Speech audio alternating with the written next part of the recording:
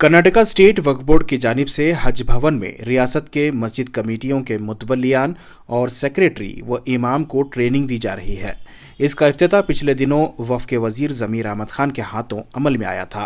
हर तालुका से 3 मस्जिदों से इमाम, मुतवल्ली, सेक्रेटरी यानी 3 मेंबर को कुल एक तालुका से 9 मेंबरान को यहाँ मदऊ किया जा रहा है। यहाँ रहने खाने यानी क़याम व ताआम के साथ तरबियत देने का निज़ाम बनाया गया है। ये ट्रेनिंग बैच वाइज की जा रही है, जिसमें कुल 60 दिनों तक ये ट्रेनिंग चलेगी।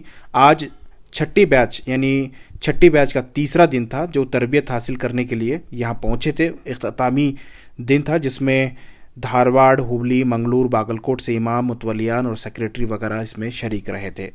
वाज़े रहे, रियासती वज़ीर ज़मीर अहमद खान की कोशिशों से पहली मरतबा रियासत में इस तरह का ट्रेनिंग कैंप मुनक्कद किया गया है।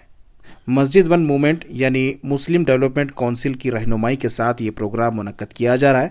वक्फ बोर्ड के CEO जिलानी मुकाशी बड़ी दिलचस्पी के साथ इस प्रोग्राम का इनेकाद कर रहे हैं। हर बैच को तकरीबन 3 दिन तक यहाँ रहना होता है। तकरीबन 11 से ज़्यादा रिसोर्स पर्सन इन्हें ट्रेनिंग दे रहे हैं। ट्रेनिंग हासिल करने के बाद शुरा के क्या तासुरात हैं, आपको सुनाते हैं।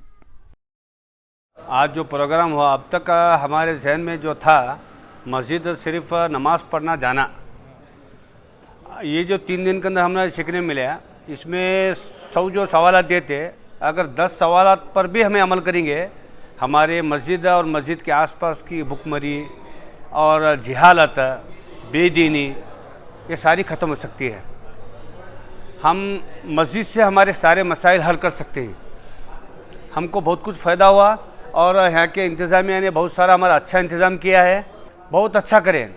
और ज़मीर अहमद सर आने के बाद में हमारे तनवीर सेठ भी अच्छा काम करे, लेकिन उससे ज़्यादा हमारे ज़मीर अहमद साहब के पीरियड में ये काम बहुत अच्छा हो रहा। अल्लाह ताला उनकी उम्र में बरकत दे दे। अल्लाह ताला उनके जो अहदा मिले इससे भी ज़्यादा उनको अहदा दे दे।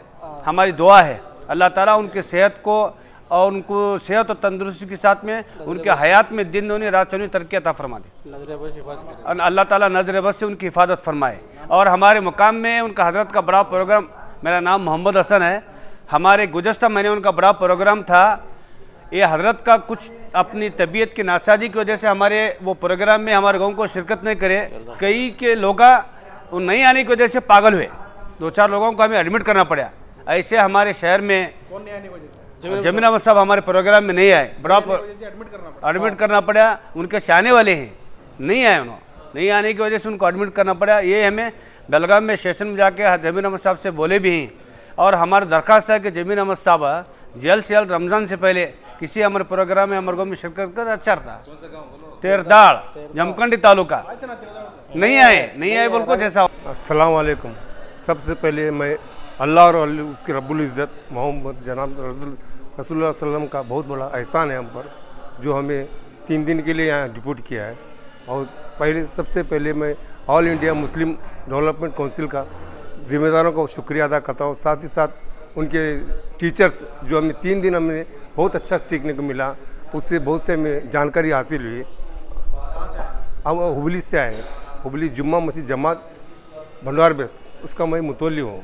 कोर ज़िला पुणिगल ताल्लुक़ खुलीर दुर्गा से बिलोंग करते हैं। माशाल्लाह हमें यहाँ पहुँचने के बाद जो है बहुत सारे फ़ायदा जो है नज़र आया कि यहाँ पर इंतज़ामात भी जो है बहुत अच्छा था। और दूसरी बात ये कि ये जो है हर ज़िले में हो और हर जगह जो है करा जाए, ताल्लुक़ के एतबार से करा जाए और ज़िले के एतबार से भी करा जाए कि माशाल्लाह बहुत इंतज़ाम भी अच्छा रहा। और सूद के एतबार से कि जो हमारी कौम के अंदर बहुत ज़्यादा ये सूदी कारोबार जो पहल रहा है, जिससे बहुत से औरतें जो है जान गंवा रही हैं, फांसी ख़ुदकुशी कर मर रही हैं।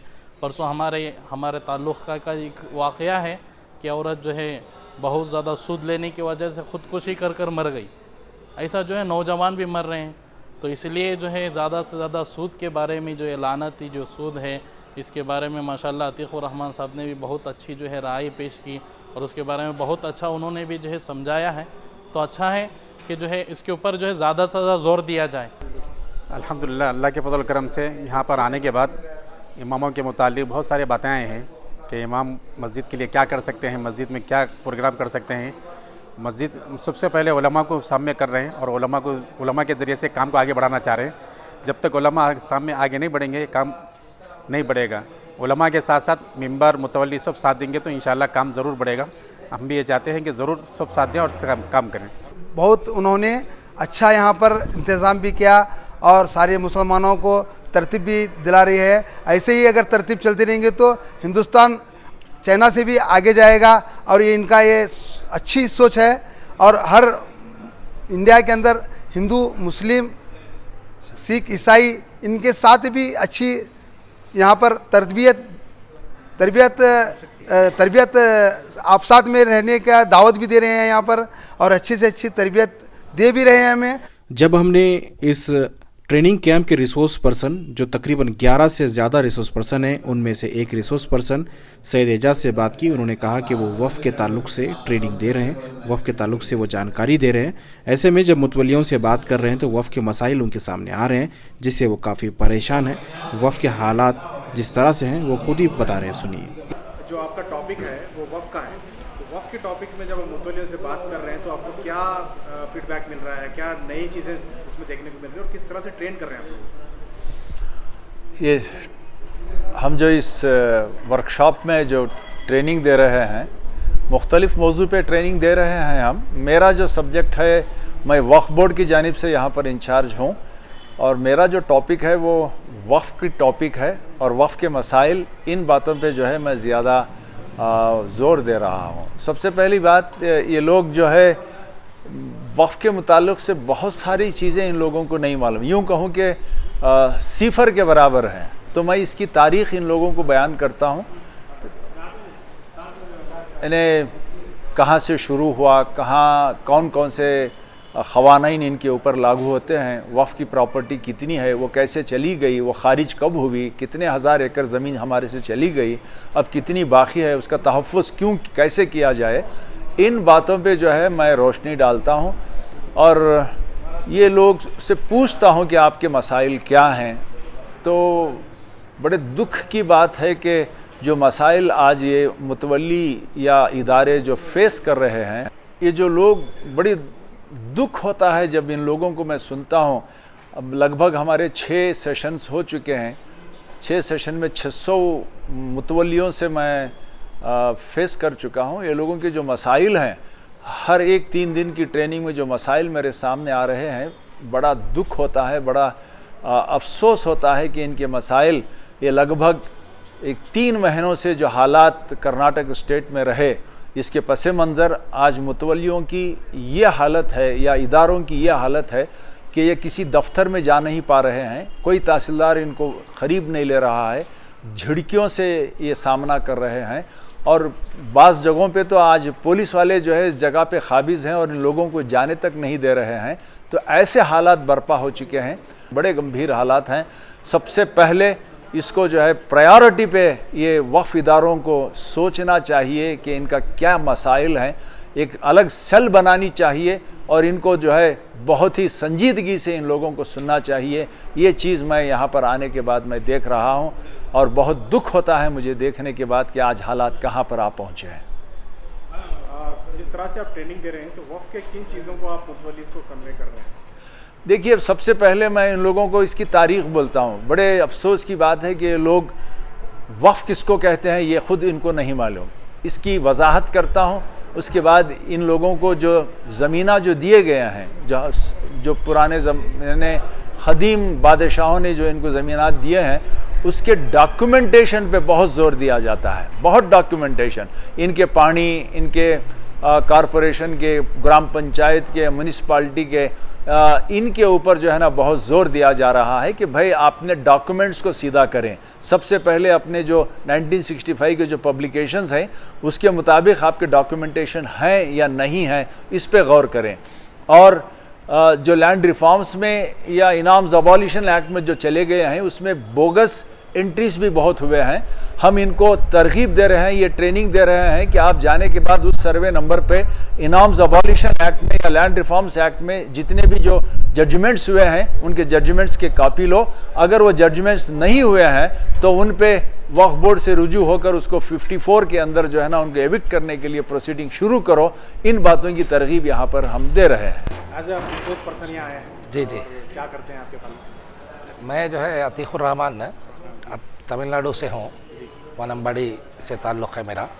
ये एक सोसाइटी है जनसेवा कोऑपरेटिव क्रेडिट सोसाइटी लिमिटेड, एक multi state cooperative credit society है जिसका हिंदुस्तान में तकरीबन 32 ब्रांचेस है। तो तमाम बड़े शहरों में दिल्ली, कलकत्ता, हैदराबाद, बम्बई, चेन्नई, मैसूर, बेंगलोर वगैरह में है। तो हम लोग जो है पार्टिसिपेटरी फाइनेंस, इस पर हम काम करते हैं। हमारा मकसद ये है कि जो हिंदुस्तान की जो बड़ी आबादी है वो ऐसे लोगों पर मुश्तमिल है जो बहुत गरीब है, तो उनको ऊंचा उठाना, इकनॉमिकली अपलिफ्ट करना, ये हमारा मकसद है। तो इसके लिए हम ये समझते हैं कि मस्जिद के ज़रिए से ये काम बहुत बेहतर हो सकता है। तो हमने इस प्रोग्राम में जो है शिरकत किया। आप एज ए ट्रेनी हैं? As a trainee.